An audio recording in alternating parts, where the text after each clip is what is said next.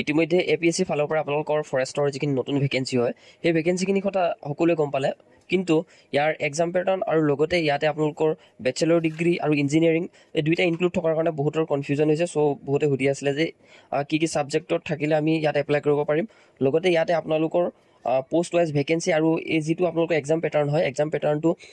কেনেকুৱা ধৰণৰ আপোনালোকৰ এবাৰ মেনশ্যন কৰিছে এই কথাখিনি তেওঁলোকে বহুত চেনেল চাইছে কিন্তু বুজি পোৱা নাই কথাখিনি চ' আমি ইয়াতে আলোচনা কৰিম আৰু লগতে এটা কথা এইখিনি APSC কণ্ডাক্ট কৰিব চ' আপোনালোকৰ পৰীক্ষাটো কিন্তু একদম টাইম টু টাইম হ'ব আৰু লগতে ইয়াৰ বাবে ভালকৈ প্ৰিপেৰেশ্যন চলাব লাগিব গ্ৰেজুৱেট কেণ্ডিডেটসকলে আৰু ব'লক এইখিনি এটা ভাল সুযোগ আহিছে পোষ্ট হ'ব পাৰে 50টা কিন্তু ইয়াৰ বাবে এটা ভাল আপোনালোকৰ গল্ডেন চান্স আহিছে আৰু প্ৰথমতে যদি আমি চাওঁ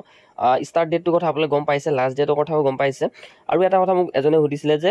OBCত কোনো ধৰণৰ পোষ্ট নাই OBC কাৰণে কোনো ইয়াতে ৰিজাৰ্ভ ভেকেঞ্চি নাই গতিকে আমাৰ OBC কাৰণে ভেকেঞ্চি নাই নেকি এনেকৈ সুধিছিলে এতিয়া এটা কথা অ'পেন কেটেগৰী অৰ্থাৎ যিখিনি আপোনালোকৰ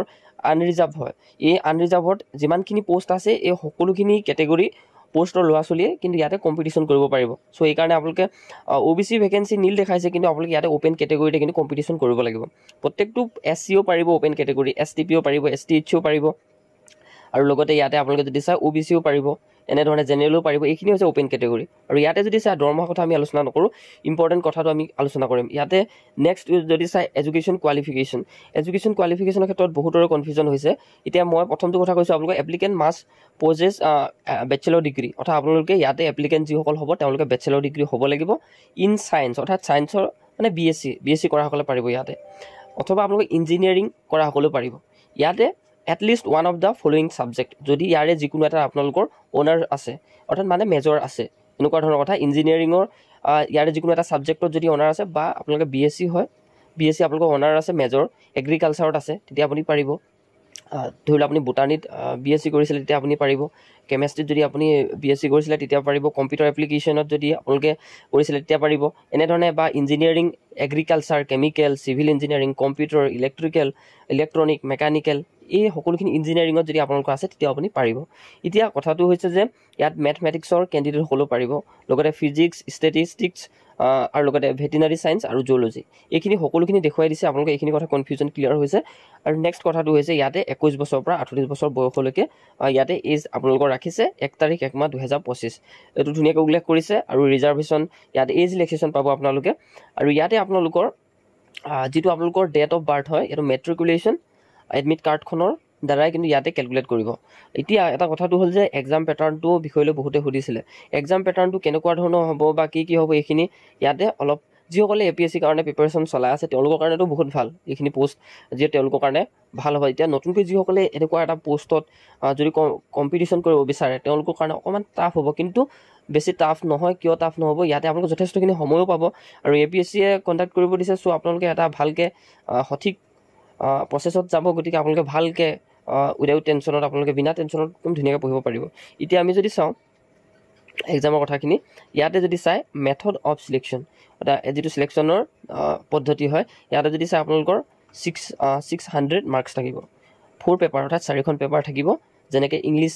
আৰু ইয়াতে জেনেৰেল নলেজ অপশ্যনেল ছাবজেক্ট 1 আৰু অপশ্যনেল ছাবজেক্ট 2 অপশ্যনেলকৈ থাকিব এইখিনি এতিয়া প্ৰথম কথাটো যদি চাই ইংলিছ এছে প্ৰেচিছ ৰাইটিং এনেকুৱাবিলাক আহিব অৰ্থাৎ আপোনালোকে আপোনালোকে যিসকল নতুন হয় তেওঁলোকৰ কাৰণে কৈছোঁ যিসকলে আগৰ পৰা তেওঁলোকে APSC কাৰণে কৈ আছে তেওঁলোকেতো জানেই এইবিলাক কথা ইংলিছ এছে আহিব ৰচনা আহিব আপোনালোকৰ আৰু প্ৰেচিছ ৰাইটিং অৰ্থাৎ আপোনালোকে হায়াৰ ছেকেণ্ডাৰী এক্সামত যিসকলে দিছে তেওঁলোকে গম পাবই এছে ৰাইটিং প্ৰেচিছ ৰাইটিং ঠিক তেনেকুৱা ধৰণৰ হ'ব আৰু এক্সামিনেশ্যন টাইপটো আপোনালোকৰ কনভেনশ্যনেল এছে টাইপ আহিব আপোনালোকৰ ইয়াতে 100 মাৰ্কছ থাকিব 3 ঘণ্টা সময় আপোনালোকক দিব আৰু জেনেৰেল নলেজত OMR থাকিব ইয়াতে 100 মাৰ্কছ থাকিব 2 ঘণ্টাৰ বাবে অপশ্যনেল ছাবজেক্টত আপোনালোকে ইয়াতে ডু বুলি লিখা আছে আৰু অপশ্যনেল ছাবজেক্ট 2টো আপোনালোকৰ ডু বুলি লিখা আছে ইয়াৰ আপোনালোকৰ অপশ্যনেল হিচাপে ল'ব পাৰিব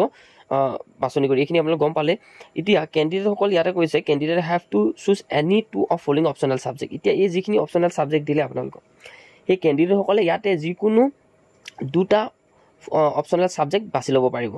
1 পেপাৰ ইচ ছাবজেক্ট অৰ্থাৎ 1 পেপাৰ ইচ ছাবজেক্ট বুলি কৈছে এতিয়া যদি চাই এগ্ৰিকালচাৰ যদি আপোনালোকে বিচাৰে এগ্ৰিকালচাৰ ল'ব পাৰিব যদি বুটানী ল'ব বিচাৰে বুটানী ল'ব পাৰিব কেমেষ্ট্ৰি ল'লে কেমেষ্ট্ৰি এতিয়া ইয়াতে যিমানখিনি চিলেক্ট কৰিছে সেই মৰ্মে আপোনালোকে অপশ্যনেল ছাবজেক্ট ল'ব পাৰে এইটো এটা বহুত বেছি ভাল হয় যিসকল কেণ্ডিডেটে ভাবিছে যে এই এক্সামটো দিম ভালকৈ তেনেহ'লে আপুনি আজিৰ পৰা ষ্টাৰ্ট কৰি দিয়ক আৰু ইয়াতে যিহেতু কোৱালিফিকেশ্যনটো বহুত আপোনালোকৰ বিচাৰিছে কাৰণে বহুত কেণ্ডিডেটৰ কম্পিটিশ্যনটো কমি যাব। কিন্তু এটা কথা কওঁ, আজিকালি BSc কৰা বা ইঞ্জিনিয়াৰিং কৰা ল'ৰা ছোৱালী বহুত বেছি আছে, তথাপিও কিন্তু কম্পিটিশ্যনটো বহুতখিনি কম হ'ব ইয়াতে। সেইকাৰণে আপোনালোকে এই এক্সামটো নিশ্চিতৰূপে দিব, যিসকল ভিউৱাৰ্ছৰ মই তেওঁলোকক কৈছোঁ। এতিয়া ইয়াতে আপোনালোকে দেখিলে এইখিনি অপশ্যনেল ছাবজেক্ট হিচাপে যিটো আপোনালোকে মন পচন্দৰ হয় ইয়াতে ল'ব পাৰিব। এতিয়া the standard of this subject shall be that a bachelor degree বুলি উল্লেখ কৰিছে। আৰু লগতে ইয়াতে যদি চাই আপোনালোকৰ no' candidate shall be allowed to take more than one subject for the following group. যেনেকৈ উল্লেখ কৰিছে agriculture engineering, veterinary science, chemical engineering, এনেকৈ ইয়াতে উল্লেখ কৰি দিছে ধুনীয়াকৈ। আৰু লগতে চাই ইয়াতে আপোনালোকৰ ৱাকিং টেষ্ট হ'ব,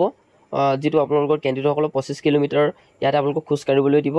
আৰু নেক্সট 16 কিলোমিটাৰ আপোনালোকৰ ফিমেল কেণ্ডিডেটসকলক দিব উইদিন 4 আৱাৰ, অৰ্থাৎ 4 ঘণ্টা অন ফুট,